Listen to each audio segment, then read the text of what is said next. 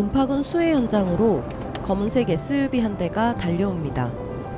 침수되어 엉망이 된 진흙길을 달려온 차는 온통 진흙투성이었습니다. 놀랍게도 차에서 내린 사람은 김정은 국무위원장이었습니다. 수도 평양에서 황해도까지 150km가 넘는 길을 직접 운전해 달려온 김정은 국무위원장. 김정은 국무위원장과 고생길. 2020년은 한반도를 뒤덮은 집중폭우로 그 피해가 역대 최고에 달한 해였습니다. 황해북도 은파군의 많은 산림집과 농경지가 침수됐다는 소식을 들은 김정은 국무위원장은 군당 위원장에게 전화를 걸었습니다. 인명피해가 없어 정말 다행이라며 산림집도 새로 지어주고 피해 복구와 관련한 대책을 세워줄 테니 주민들이 신심을 가지고 안정된 생활을 하게 하자고 했습니다. 그리고 다음날 아침 길이 험해 갈 수 없다는 주변의 만류에 아무리 길이 험해도 피해 상황을 직접 봐야 한다며 은파군을 찾아온 것이었습니다. 김정은 국무위원장은 피해 상황을 돌아본 뒤 자신의 예비 물자를 풀어 주민들의 어려움을 해결하고 집을 잃은 주민들은 군당 청사에서, 간부들은 천막에서 생활하도록 대책을 세웠습니다. 에미넌신을 강조하는 김정은 국무위원장의 행보는 이뿐만이 아닙니다.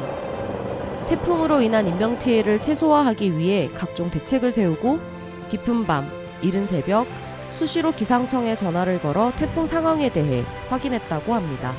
어떤 날은 무려 10여 차례나 전화를 걸었습니다. 뿐만 아니라 태풍이 평양을 통과하는 위험한 순간 직접 운전대를 잡고 평양 시내 곳곳을 돌아보며 창문은 닫혀 있는지, 위험한 곳으로 다니는 사람은 없는지 확인했다고 합니다.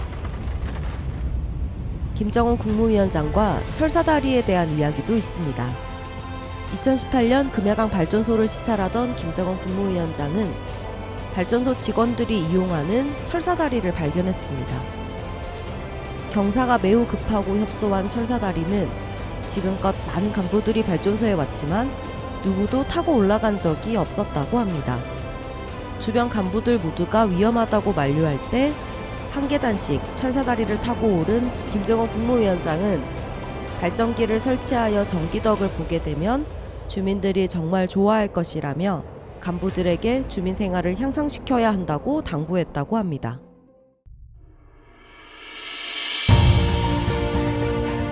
김정은 국무위원장의 고생길은 날씨도, 시간도, 장소도 가리지 않는 것으로 보입니다. 비를 맞으며 양도곤천을 돌아보고 37도에 다다른 폭염 속에 금산포 젓갈 가공 공장을, 영하 40도에 혹한의 삼지연시를 방문한 김정은 국무위원장. 이른 새벽부터 늦은 밤까지, 산간 오지부터 외딴 섬까지. 김정은 국무위원장이 이런 고생길을 걸어가는 이유는 무엇일까요? 북한에서는 인민을 위한 온갖 고생을 낙으로 여기는 것이 김정은 국무위원장의 인생관이라고 이야기합니다. 김정은 국무위원장도 인민을 위한 고생은 나의 직업이라고 말하며 이민이천, 즉 주민을 하늘처럼 받들어야 한다고 강조합니다.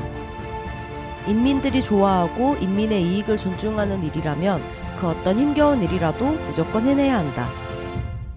인민을 위한 길에 한 몸이 그대로 모래알이 되어 뿌려진데도 더 바랄 것이 없다는 김정은 국무위원장. 이처럼 김정은 국무위원장은 주민들의 행복에서 기쁨과 보람을 찾고 이를 위해 고생길을 걷는 것으로 보입니다. 나는 우리 인민의 하늘 같은 믿음을 지키는 길에 설사 몸이 찢기고 부서진다 해도 그 믿음만은 목숨까지 바쳐서라도 무조건 지킬 것이고 그 믿음의 끝까지 충실할 것을 다시 한번 이 자리에서 엄숙히 확언합니다. 주민을 위해 험한 길 고생길을 걷겠다는 김정은 국무위원장이 만들어갈 앞으로의 북한의 모습을 지켜봅시다.